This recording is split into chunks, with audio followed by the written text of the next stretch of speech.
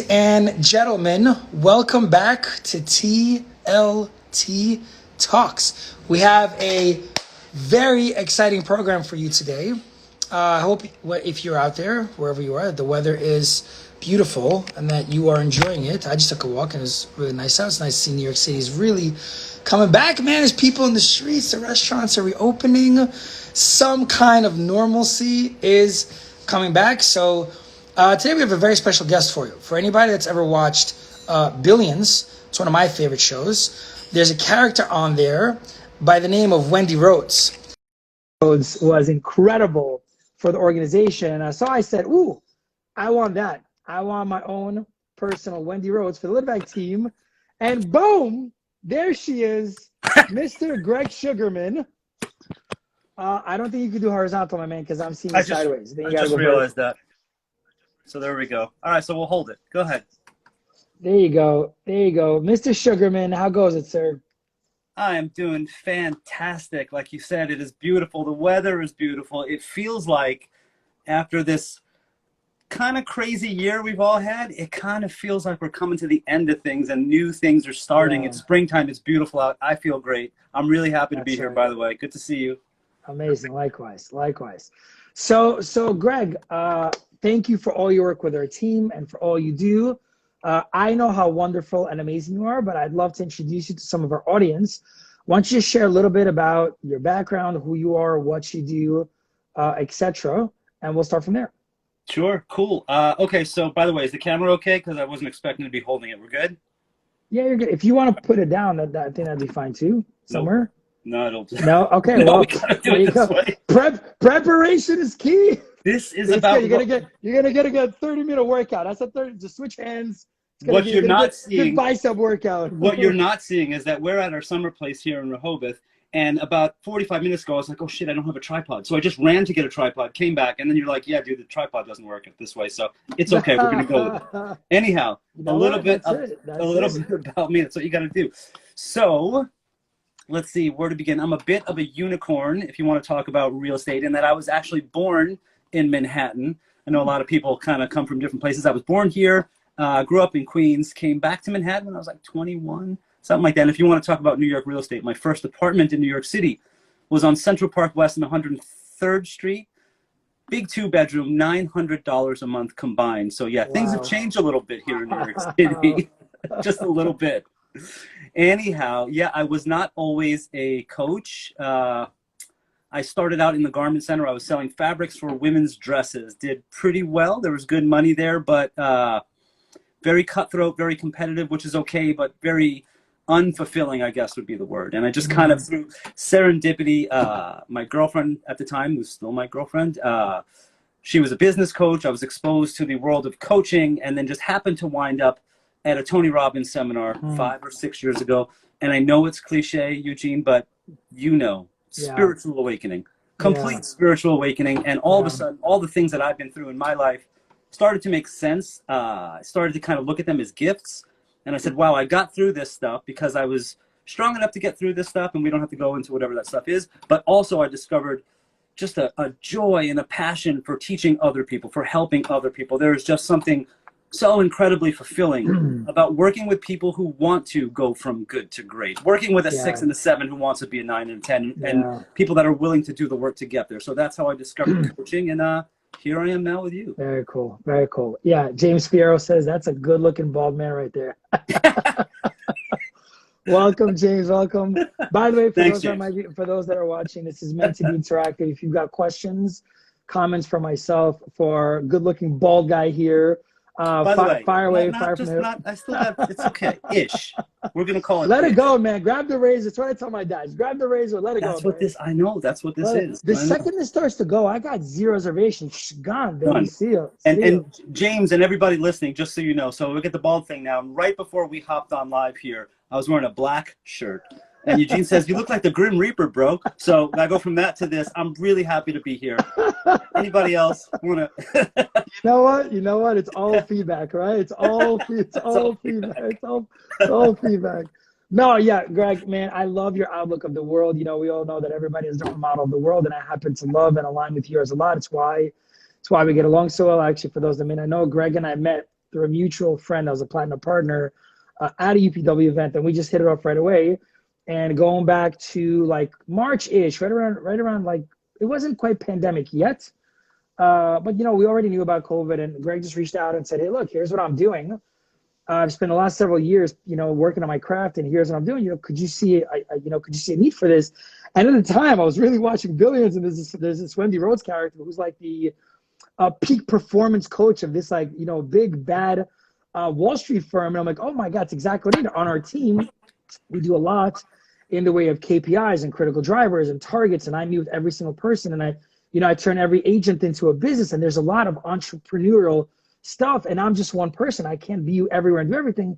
And Greg meets with everybody on the team in between for a mindset, for coaching, for are you on track, for what are the stories of the bullshit that's in the way. And man, what a partnership it's been, because, you know, COVID, we had a banner year while other people were struggling. We had a banner year. Just to give some context, we did 525 transactions in 2020, 450 rentals and 75 sales. It's April 30th, and we're nearing 300 transactions. It is bananas. It is bananas out there. So, Greg, thank you for all of your help and all of your contribution. And, you know, everyone you speak to, there's an energy and a spiritual transfer, and your give a shit meter is not broken. You care so much, and it's evident. And so, you know, myself, my whole team, we all thank you for your help. So we'd like to have a good time in the show. Tell us a fun fact. What's a fun fact about Mr. Sugarman? A fun fact. All right, well, if you know me like you do, you know I'm a bit of a pain in the ass. So what I'm going to do is I'll give you four. Well, I'll give you one. I'll give you four.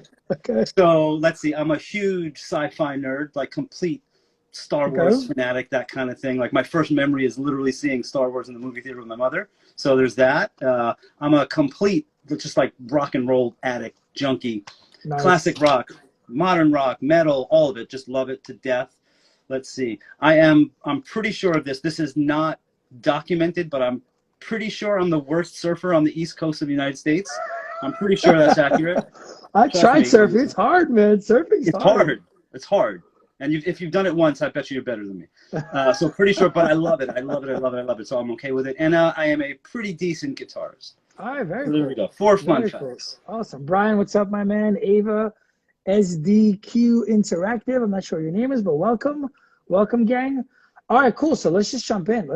You've had such a profound impact on the team and myself as well, not to mention, you know, the other agents and teams you're working with.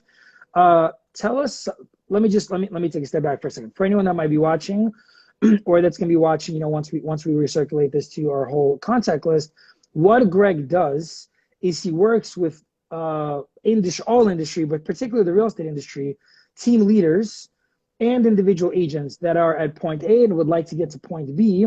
And he's basically a mindset and strategist coach. So he's not going to tell you what to strategically do in the way of real estate, but time management, what stories are in the way, how to be efficient, effective with your time, things of that nature. And he is excellent at it. You know, he's worked with our team, him and I have shared practices, and he is, for anyone out there that's looking to go from point A to point B, and you're not looking to join a team, you're just looking for some help. I mean, I believe that 90% of all we do is psychology. And so this is an area that Greg is excellent in. So that just, let me open with that. That being said, if someone's watching this and they're trying to go from a 6 to an 8 or from point A to point B or whatever, I'd love if you could share 3 of your biggest tips, minimum input, maximum output, of what someone should focus on or can do in order to, you know, move the needle. Yeah, sure. And thank you for saying all that. I really appreciate it. I guess, you know, the first thing is if someone wants to go from point A to point B, my first reaction is going to be like, well, why aren't we shooting for point C? First of all, like. That's why I love you, Sugar Man. That's why I love you. Let's push it a little further. So in terms of how we get there, I think the first important thing to realize, and this is especially true if you're a high achiever, right? If you're a high achieving entrepreneur, like so many people are in the real estate world, you're aggressive, you want to make things happen, you're all about succeeding. High achievers tend to only try to do big things, and they get lost in that. Whereas I believe with my full heart, it's about breaking things down into small, manageable steps. It's about not making those things so huge, so big. And I'll give you a couple of examples that if you're in real estate, like most of your audience is. So for example, the CRM, right? Every realtor I've ever spoken to talks to me about their CRM, and it's different through different agencies and whatever, but it's always the same thing. I know it serves me. I know I can really do more with it, but I have to take a deep dive with it. I need to block out like 97 hours on my calendar and sit there for 97 hours so I can master it. Okay, so that's really going to happen. Right? And so I do none of it. And so I do nothing. Yeah, right. I do nothing. Because I can't block out 97 hours on my calendar because I'm so freaking busy all day long. It just doesn't happen. Well, why aren't you blocking out 15 minutes a day? 15 minutes a day, 5 or 6 days in a row. Keep that up, keep that up, keep that up. And before you know it, you've achieved the level of mastery over your CRM. You don't have to sit there for 5 hours and do it. The thing I'm trying to say is a little bit every day is exponentially better than nothing. And they kind of have this either or, where I'm either going to sit there for 5 hours or I'm not going to do anything at all. So that's kind of one thing to look at. It's so spot on. And that's the coaching you've given a lot of, our teammates, a lot of our team members was like, I know I should be calling past clients, but I just don't have the time. It's like, can you call one person? Like, don't think about calling 15 a day. Right. Can you just call one person? And actually our return referral business across the team has skyrocketed. Everyone's bringing in sales, yada, yada. I could totally relate to that experience because, our niche and our team is incredibly strong rental agents that are looking to get into sales, or people that are basically at capacity that are thinking about starting a team that don't realize just how much goes into managing a team. And then we have a conversation. It's like, look, the only reason you want to start a team is because you're at a threshold and you don't know how to get to the next level. And that's what we do. We get people that are at plateau. So those are our two niches. I want to get into sales, or I've plateaued and I can't get to the next level. Those are our two niches. And every single time I've ever sat with a rental agent that wants to get into sales, my question would be, well, what are you looking to do? And the answer would be get into sales. And I would follow up with, what does that mean to you? And every time, 100% of the time, it's deer in headlights. There's not a specific, I want to do X amount of sale deals. There's not, I want to not do rentals anymore, only do sales. There's no plan. There's just, I want to get into sales. And that feels so astronomical, right? Like, and so I break it down like, look, how about if we optimize for once, you do what you do now, but let's just add in the next 12 months, we want to do 3 months of ramp up. And then after 3 months of ramp up, we want to do 1 sale per quarter, which equals X amount of dollars and cents. How does that sound? Oh, that sounds really great. And just one person unnamed on our team that I had exactly that conversation with, he's just got into it 6 months in with us. He's got 9 sale listings, just because we made it small. And so, man, that's so spot on. That's so spot on. Yep. And the danger of not making us, even Tony Robbins, he's got a leadership program where he teaches his 7 steps of influence. So like when he does his interventions, he follows a certain program. Step 4 of that plan is look at it in solvable terms. A lot of times when we look at a problem, the reason we get anxious or stressed is because we make it so big. And it's like, if you just like, what's the next thing I need to solve for? What's the next thing? Make it small, make it solvable. Then it's like all of a sudden you got momentum, and then it's all she wrote. Yeah. And what happens too is when we make these problems big and we don't do anything, they take on a life of our own in our psyche. Right. They just get bigger and bigger, and they become like this huge monster for no reason. Right. If you just look at things small, and again, a high achiever doesn't want small. It doesn't do me good to make an extra phone call to my SOI a day. That's right. It's only 1 phone call. Yeah, but that's better than no phone calls. And what happens is, if you commit to the small actions, the repeated actions, what will happen is something good will happen. You'll get someone on the phone that is ready to make a sale. All of a sudden, you'll be like, wow, I just closed a $2.5 million apartment. That feels really good. Well, because the universe wants to support us, but not when we're in, oh, it's too big, I don't have time for it. Yep. Yeah, man, I could stay on this topic all day long. It is so powerful. Just make it small. When we make it too big, we end up doing nothing. And instead of the one small, I'm going to say this one last thing, and then let's move on to your second tip. There's this principle, credit to Ryan Serhant, that he talks about. You have 1,000 minutes a day, right? And you should do. And there's another principle about intentionality, having intentions count, etc. You put those two things together. 1,000 minutes is about 16.5 hours a day. Right? So you sleep for 7.5 to 8 hours, then you got 16 hours a day. If you pre-plan that, and that's not meaning that you should work for 16 hours. That's your fitness, that's your financials, that's your investing, that's your family, that's all of it, right? But if you get into how much time do we burn? How much time do we waste? Whereas if you just look at it, like I got 1,000 minutes a day, that's 7,000 minutes a week times 12 times whatever. So if you just say to yourself, I'm going to spend 1 hour a day, I mean, at the end of the year, that's 365 hours. So the person that says, I don't have time for 97 hours. Well, if you do an hour a day, you got time Right. for 300 hours, you And know, then like, some. and then some, right? So, man, this is just, honestly, guys, if we stop the show right here, right now, Yeah. you got enough to roll. By the way, let me just say what's up to some of our people, Max, Ksenia, Danny, Serena, Greggy, Vlad, got some legends in the house. All right, Mr. Sugarman. Well, this is a really good one. What else you got for us? Second tip, someone that's really trying to go to the next level. Yeah. What else? What else? So this kind of rubs people the wrong way when they hear it sometimes, but this is another thing that I will die on this hill. Willpower and discipline are overrated. Sure. They are overrated. They are important. Sure. I would love to have more of it. You would love to have more of it. We would all love to be David Goggins and, Kobe Bryant. We'd all love to be these people. It's great to have willpower and discipline, but willpower and discipline are finite resources. All of you could, be fired up in the morning and you feel great and you're disciplined and your diet is great and you're sticking to it. And then all of a sudden by 4:30, you're like, I'm going to have this chocolate. I'm going to have this thing. I'm going to have whatever. And all of a sudden your discipline or your willpower breaks down. Stop talking to me, Gregg. Get out of my head. The thing that's more powerful, infinitely more powerful than willpower and discipline and motivation, quite frankly, habits. When you learn to intentionally and strategically put habits into place that support your goals, that support your business vision, then you're unstoppable, because a habit is something that happens automatically. Think of all the habits you have in place in your day, those things that make things automatic. So if you wanted to make more phone calls to your SOI a day, right, you get yourself into a habit where, for example, you can attach a habit to another habit. That's called habit stacking, okay? But in already existing habits, say you make coffee at a certain time every morning. You don't think about it. You are a robot. You are just executing.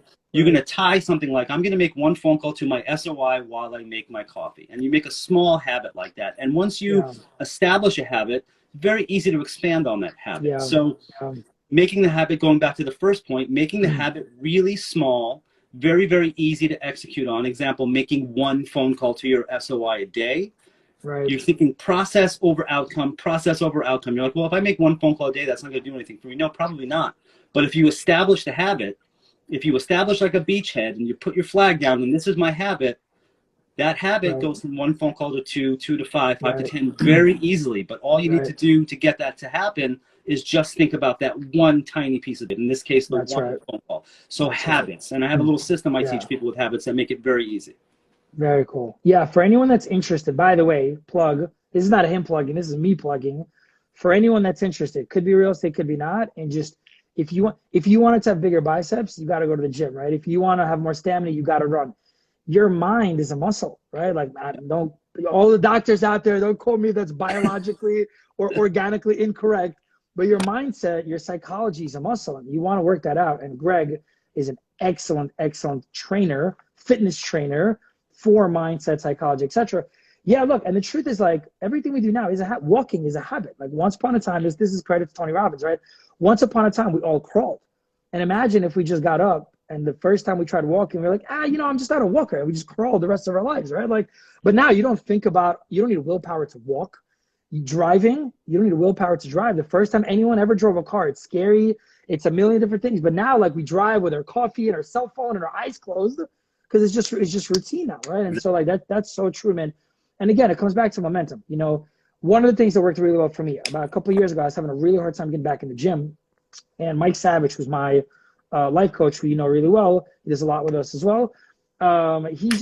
We worked on habits. He's like, look, here's what we're gonna do for the next 30 days. Here's the KPI, or the target or the goal for those that may not know what a KPI is.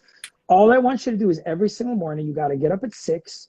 And by 6:15 a.m., you have to physically walk into the gym. I don't care if you work out. I don't care if you do it. You have to physically cross the doors, open the door, and walk in, and that's a win. But once you're in the gym, you're not going to not work out. But when you wake up and you think about an hour workout, it's so big. It's overwhelming, right? Going back to that first point, we made it small. Just walk in the gym. Just wake up, put on your clothes, walk in the gym. And now that built some really great habits. And now I'm doing the 75 hard thing. I'm really taking it to the next level, back to basketball, back to Muay Thai. The Knicks have called. Knicks, yes, I'm coming. I'll be ready for the playoffs. I will be ready. I'll keep posting my stories about my basketball workouts. That's a lot of fun. Okay, I digress. People, habits, and routines. habits and trees. As a really good analogy, credit to me, I came up with this one. Willpower is like pushing a car uphill. Habits and routines are like pushing a car downhill. Yeah. Right? You just have so much momentum. It's so easy. Again, if we were to stop the show right here, right now, it's already a lot. It's already probably more than anyone's actually gonna do, right? Because But wait, there's more. oh, by the way, people tend to like, what is it, shelf help, right? Shelf help. Oh, that's a great idea that I'm never gonna act on because I didn't write it down, do anything about it. Give me one more though. Rosanna and Charlie and Rosalina and Jackie, what's up, y'all? Give me one more, Greggy. Give me a third time's the charm. Give me a hat trick. I wanted to touch on when you spoke about momentum a couple of times, and I think that's really important that people realize that you can generate your own momentum. And the things that we're talking about are ways to do that. You don't have to wait to be inspired. You don't have to wait for, oh my God, these things are happening, and now all of a sudden I have momentum. You can generate your own momentum. You don't have to wait for these things to just, the lightning bolt shoots from the sky and it hits you, because that happens like once every 11 years, right? That's right. There are ways to do this yourself. That's right. Let's see. So a third thing is understanding the importance of being proactive versus being reactive. And in your business, in the real estate business, it's as relevant as any other business I've ever worked with, because you guys have so much coming at you all day long, so much incoming. There's Slack and text and emails, and clients are calling, and all these things, right? There's so much to react to that if you don't have a plan in place, if you just wake up in the morning with no plan and you kind of look at your phone, and then all of a sudden it's 9 o'clock at night and you don't know what happened, you're letting the day take control of you. It's almost like if you went down to this whitewater rapids and you're like, I don't know what's going to happen, and I'm just going to jump in. Well, the river's going to take you where the river's going to take you.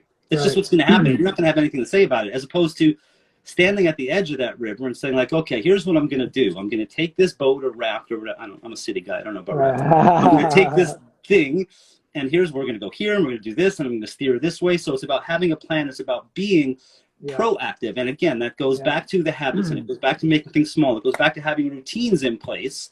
What are you doing first thing in the morning? Do you have a morning routine in place? And your morning routine does not have to look like anybody else's. That's right. It's about what works for you. So do you have something in place that you set up the night before? So when you wake up that morning, you kind of take a look and you know exactly what you have to do. You're not leaving it up to chance. You're not leaving it up to how if I feel like it or not. You have a list of things that you have to do, and you execute on that list. So very important to attack your day being proactive. Very important. So important. So important. Yeah. Real estate, but really life. Like, right, there's this concept of space vacuum, right? That space, something will go into space. Time's the same. The time vacuum is real. Whatever time there is will get filled by something, and either you have intention for that time in those 1,000 minutes in the intentional planning we're talking about, or that time's going to get consumed by something else, right? Like, for anyone that knows me well and that's in my world, when you look at my calendar, people look at my calendar, they get overwhelmed. And for me, I feel freedom because I've pre-planned what I'm going to work on.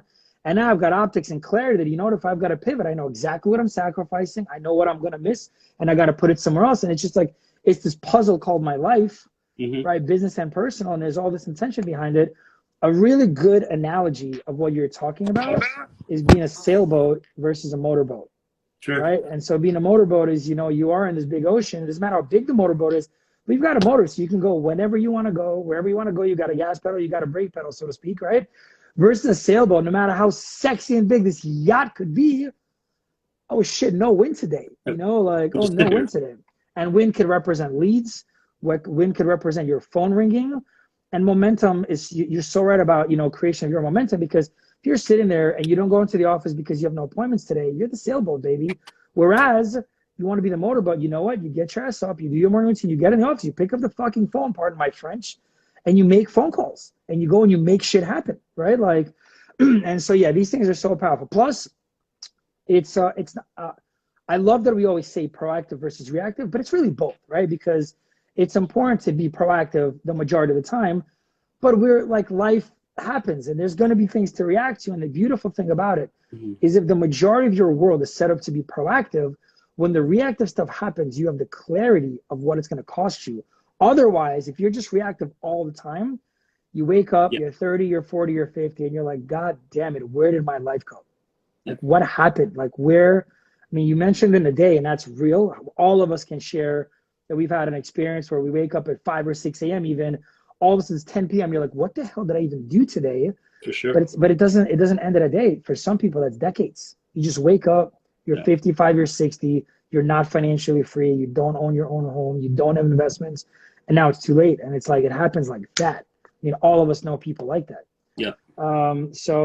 Yeah, man, for everybody that's watching or that's going to watch, if you want to reach out to Gregg, to, I think you do like a 15-minute free consult or something. Tell us what you do. Like, what's your thing? Yeah, half hour. I'm happy to get on the phone with you guys. We'll get on a Zoom call. I've been taking a lot of calls with agents.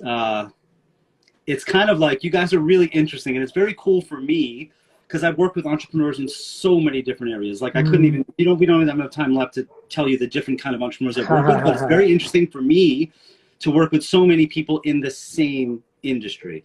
Very interesting, because you find that a lot of real estate agents and team leaders are all looking for help with the same thing. They have the same kind of challenges. Now, it's at different levels for different people, sure, but it's the same kind of challenges. And I think a big part of working with a coach, working with someone like me is there's the tools and the strategies and that kind of stuff, but it's also the accountability piece of it. That's right. Amen. Especially in this day and age, right, when people are working in offices so much less, like COVID happened and everyone's doing so much work from home, it's difficult for a lot of people to stay on calendar when they're home, to stay as disciplined when they're home, because there's no one there telling them what to do. There's a certain amount of peer pressure in an office in a good way, where you're going to perform because everyone around you is performing. But when you're, taking Zoom calls with no pants on and nobody knows it, it's hard to be disciplined. Well, and and they say what you measure gets done.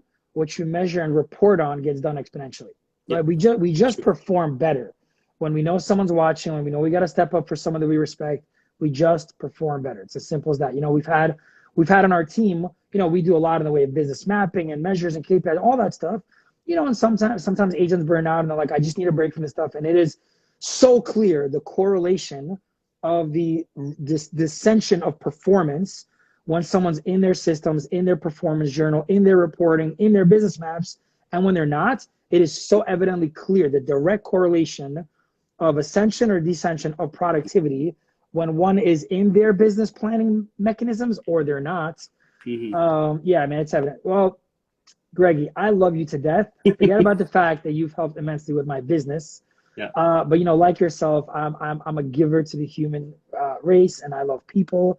And you're helping me not just with my people, but in helping my people. They get to help their people, and there's the touch, the reach is exponential.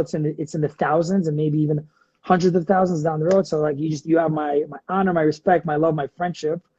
Give us one more, man. I want to be selfish. Give me one more. Any final thoughts? Any one last nugget for people watching, people that will watch?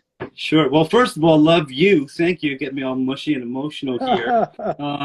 Let's see. I think, just to recap, I think before Eugene was telling you guys to all buy a motorboat, so that's important.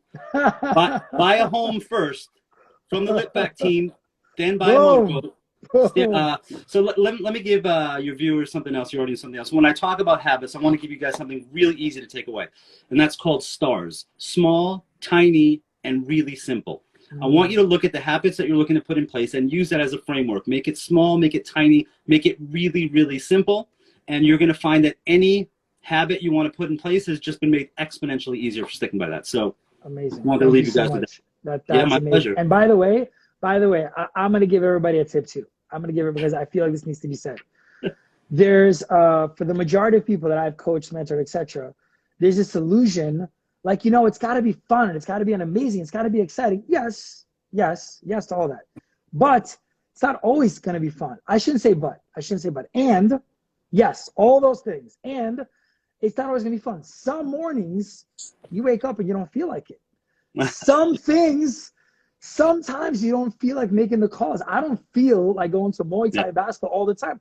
I don't feel like doing TLT talks all the time. I don't feel like solving for everybody's problems I don't always feel like it. And who cares what you feel like? That's right. I'm so glad you said that. Well, like, where's it written that everything's supposed to feel amazing? What happened to us that we no longer understand that some things are just sacrifice and hard work, and you put aside that you don't feel like it and you just do it anyways? Like, where's Come on, people, do it anyways. Oh my God, it's so true. And you said leave you guys with one something. So again, I'm going to leave you guys with two somethings because that was the one thing. What you just touched on there is so important. Who says you have to feel like it, right? So that's a difference that I see with entrepreneurs that I work with, people that succeed at really high levels and people that have a little bit of struggle kind of breaking through. Successful people have the exact same challenges anyone else has.